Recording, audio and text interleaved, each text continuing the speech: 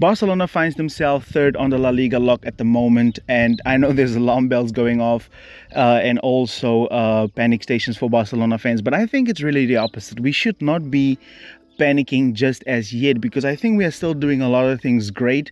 We are still doing a lot of things correctly. There's just two slight tweaks that needs to happen, which we will be going over in this video right here. As always, do subscribe to the channel. It's going to help us a lot to get this family to grow bigger. We upload weekly content on this channel. Let's start with the video. I think the first issue that Barcelona has is with Flick trying to overload the midfield against teams that are willing to defend very low and clock down the center with a lot of players centrally, right? Like he's trying to break through the shape of the opposition.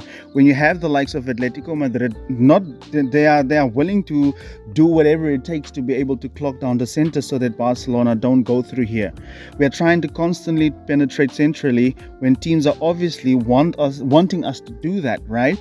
And this is kind of forcing Barcelona out wide as well. But now you have a situation where there's no real width present for Barcelona, which I also think which is another problem in itself, especially if you partner that with the fact that Rafinha is constantly driving up the pitch. You have no width. So we are trying to break through and constantly go through the center when it's obviously not working. If we take a look at the average positioning against Atletico Madrid, look at where Fermin, who was supposed to be the left winger, is, and look at where Rafinha is. They are all within the width of the half spaces. You can't afford that against a team that's willing to defend with 5 players and that are so central and that are so clocked down in the middle. Barcelona trying to overload. Look at us. We are also just centrally blocked down. So this was a huge issue, and I think this is something that Flick needs to sort out. We need to have the width. There's a bunch of ways that Hansi Flick can actually bring back the width for Barcelona and have control in the midfield. Is the fact that he needs to bring Ferran over to the right hand side. I've heard all of these years that Ferran Torres, his natural side, is over on this right hand side. We can even play somebody like Pau Victor. A lot of you guys I've seen in the comment section, you actually like him. And then you bring Rafinha back to his position where he's been performing so much.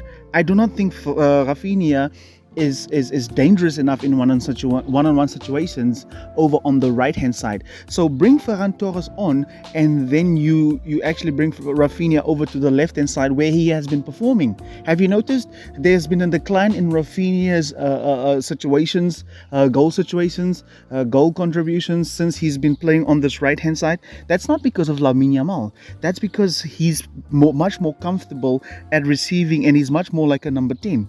So we can still overload the midfield this way, and you can then have Koundé partner with Ferran Torres, and then you can have Alejandro Balde keeping the width over on that side, and you allow the likes of Pedri and Casado to actually operate in a deeper situation. And I do think now you have 2 guys that can run beyond Robert Lewandowski, because Fermin can do that, but he doesn't have the speed, he doesn't have the decisiveness to be able to finish these chances off. So I think this is how Barcelona can bring back the width without Lamine Yamal, because that is ultimately going to be the problem, right? Just pick Ferran Torres in his position over on the right hand side, or pick Ferran Torres in the middle, and then you bring somebody like Pau Victor in. There's no need for Barcelona to overload the midfield, because we are going to dominate the position regardless. So why do we need to pick an extra midfielder? And this is also something I didn't understand under Xavi.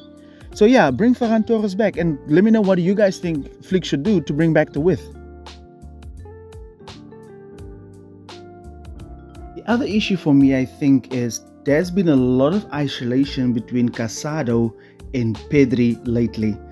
Due to the fact that you will see in a second, Pedri is playing a lot higher than we normally see him. And you partner that with the fact that Fermin is coming here. Look how clocked down the center is for Barcelona, and it's terrible. It's terrible. If this guy's going to invert, why is Pedri so high up the pitch? And I think this must be something from Hansi Flick.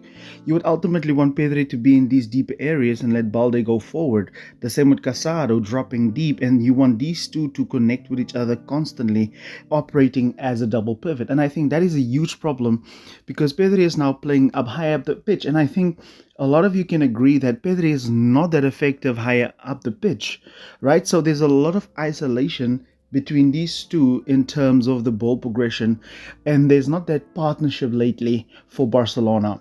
So they have Casado has really been isolated from Pedri, right? So there's not going to be that link. So teams could now easily isolate Barcelona, like the defensive half and the attacking half. So we've really been disjointed in that sense, if I can use that word. So I think there's also a major issue, and I think Pedri needs to come back to these deeper areas and operate with Casado, because Pedri is also, for one, somebody that can find these other players in these positions that's switching the play. How often did you see a switch of the play against Atletico Madrid? You didn't see that an awful lot like we normally see. So there's gonna bring this rigidness if you don't have somebody like Pedri who's orchestrating the play from a deeper position. And I think this is something Hansi Flick needs to seriously address, like in the next few games. And I'm going to show you in a second how Pedri has been advanced much more than what we are used to. I'm not sure particularly in which game this was, but look at the average positioning of Barcelona. It's absolutely horrible. Look at the disconnection between Gavi and Pedri. Look how far apart they are. Gavi being much deeper than Pedri in this instance, right?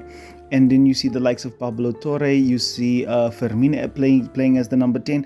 So there's just so much isolation, and just look at that. No width, absolutely no width for Barcelona, and that's astonishing. You need to stretch the opposition if you want to play vertical football. And again, look at Casado, Pedri a little bit higher up the pitch, and I showed you guys like the previous one where you see Pedri being a little bit higher up the pitch. You want him to be like next to Casado, and I feel like the narrowness in this instance, even Lamine Yamal is coming a lot more narrow than we are used to seeing him, right? So this is really a genuine issue. And look at Barcelona, all our players are almost in the width of the boxes, in the two half spaces, right? So there's not a lot for Hansi Flick to actually fix for Barcelona to get into that scoring mode again. I think it's more a thing of like, bring back the width, and then you bring Pedri a little bit deeper and let him go back to his position, because we know Pedri is not that type of guy that's in that number 10 position. I think Pedri plays better if he can see everything, right? So do let me know, guys, what do you think? What should Barcelona fix? As always, do subscribe to the channel. It's going to help us a lot. I will see you guys in the next video. Thank you very much.